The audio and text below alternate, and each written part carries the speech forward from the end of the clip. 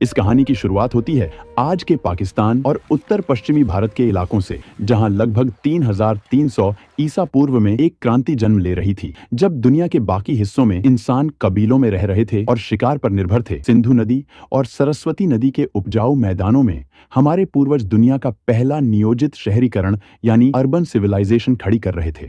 यह सभ्यता 10 लाख वर्ग किलोमीटर से भी ज्यादा इलाके में फैली थी, जो उस समय के मिस्र और मेसोपोटामिया की सभ्यताओं को अगर मिला दिया जाए तो उससे भी बड़ी थी। हड़प्पा और मोहनजोदड़ो जैसे शहर इस सभ्यता के मुकुट थे, लेकिन इन शहरों को खास बनाती थी उनकी प्लानिंग। अगर आप ड्रोन लेकर उस समय ऊपर उड़ते तो आपको नीचे एक विशाल शतरंज की बिसात बिछी हुई दिखाई देती। इसे ग्रिड सिस्टम कहा जाता है। सड़कें टेढ़ी मेढ़ी नहीं थीं, बल्कि एक दूसरे को 90 डिग्री के समकोण पर काटती थीं। मुख्य सड़कें उत्तर से दक्षिण की ओर जाती थीं, ताकि हवाएं जब चलें तो पूरा शहर अपने आप साफ हो जाए। यह इंजीनियरिंग का वह स्तर था जो आज भी दुनिया भर के आर्किटेक्ट्स को हैरान कर देता है। हड़प्पा के इंजीनियरों को ईंटों का जादूगर कहा जा सकता है। उन्होंने निर्माण के लिए एक ऐसा स्टैंडर्ड तय किया था जो पूरे साम्राज्य में लागू होता था, चाहे आप उत्तर में हो या दक्षिण में। हर जगह ईंटों का अनुपात बिल्कुल एक जैसा था। यह समानता इस बात का सबसे बड़ा सबूत है कि 5000 साल पहले भी एक मजबूत केंद्रीय प्रशासन था जो इन मानकों को सख्ती से लागू करता था। घरों की बनावट भी कमाल की थी। मुख्य सड़क पर होने वाले शोर और धूल से बचने के लिए घरों के दरवाजे मुख्य सड़क की बजाय पीछे की गलियों में खुलते थे। लगभग हर घर में एक आंगन था, रसोई थी और सबसे चौंकाने वाली बात, एक निजी स्नानागार और टॉयलेट था। दीवारें इतनी मोटी बनाई जाती थीं कि गर्मियों में भी घर के अंदर ठंडक बनी रहे। यह वास्तुकला की वो समझ थी जो बताती है कि वे आराम और विज्ञान दोनों को महत्व देते थे। मोहनजोदड़ो के खंडहरों के बीचों बीच एक संरचना ऐसी है जो आज भी हमें विस्मित करती है, द ग्रेट बाथ या विशाल स्नानागार। यह लगभग 39 फीट लंबा और 23 फीट चौड़ा है। फीट चौड़ा एक जलकुंड था। इसकी इंजीनियरिंग बेमिसाल है। पानी रिसकर बाहर न जाए, इसके लिए ईंटों को जमाने में जिप्सम के गारे का इस्तेमाल किया गया और उसके ऊपर बिटुमेन यानी प्राकृतिक तारकोल की एक मोटी परत चढ़ाई गई। यह दुनिया का सबसे पुराना वाटरप्रूफिंग का उदाहरण है। इतिहासकार मानते हैं कि यह सामाजिक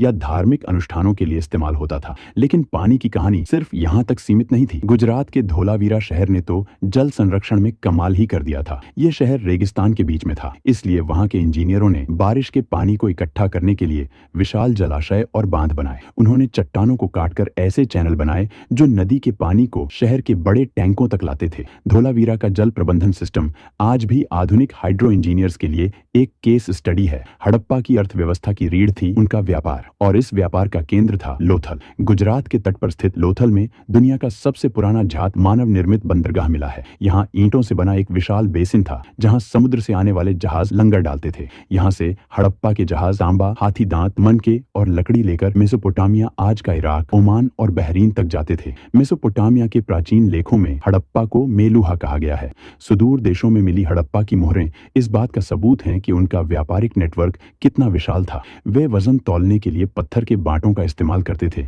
लेकिन इस सभ्यता का सबसे बड़ा रहस्य आज भी हमें चुनौती दे रहा है, उनकी लिपि। हड़प्पा के लोगों ने हजारों मोहरों पर, बर्तनों पर और तांबे की प्लेटों पर कुछ लिखा है। लगभग 400 से ज्यादा अलग अलग अक्षर मिले हैं। धोलावीरा में एक बड़ा साइन बोर्ड मिला है जिस पर 10 बड़े अक्षर लिखे हैं। शायद यह दुनिया का पहला बिलबोर्ड था, लेकिन 100 साल की कोशिशों के बाद भी हम इसे पढ़ नहीं पाए हैं। हम नहीं जानते कि वे कौन सी भाषा बोलते थे। जिस दिन यह लिपि डिकोड हो जाएगी, उस दिन इतिहास दोबारा लिखा जाएगा। धर्म की बात करें तो वे प्रकृति पूजक थे। सबसे दिलचस्प है पशुपति सील, जिसमें एक व्यक्ति योग मुद्रा में बैठा है और जानवरों से घिरा है। कई विद्वान इसे भगवान शिव का प्रारंभिक रूप मानते हैं। स्वास्तिक का चिन्ह, पीपल की पूजा और मांग में सिंदूर, ये सब हमें विरासत में वहीं से मिले हैं। इतनी महान, इतनी विकसित सभ्यता जो लगभग 1000 सालों तक शान से खड़ी रही, आखिर उसका अंत कैसे हुआ? 1900 ईसा पूर्व के आसपास शहरों में गिरावट आने लगी, नालियां जाम होने लगी और व्यापार ठप पड़ गया। पहले माना जाता था कि आर्यों ने हमला किया, लेकिन अब विज्ञान ने इसे नकार दिया है। असली कातिल था जलवायु परिवर्तन। सैटेलाइट इमेजरी बताती है कि उस समय सरस्वती नदी, जिसके किनारे सैकड़ों बस्तियां थीं, वह सूखने लगी क्योंकि टेक्टोनिक हलचल ने उसके पानी को यमुना की तरफ मोड़ दिया। दूसरी तरफ सिंधु नदी ने अपना रास्ता बदल लिया, जिससे भयंकर बाढ़ आई। मानसून कमजोर पड़ गया और सूखा पड़ने लगा।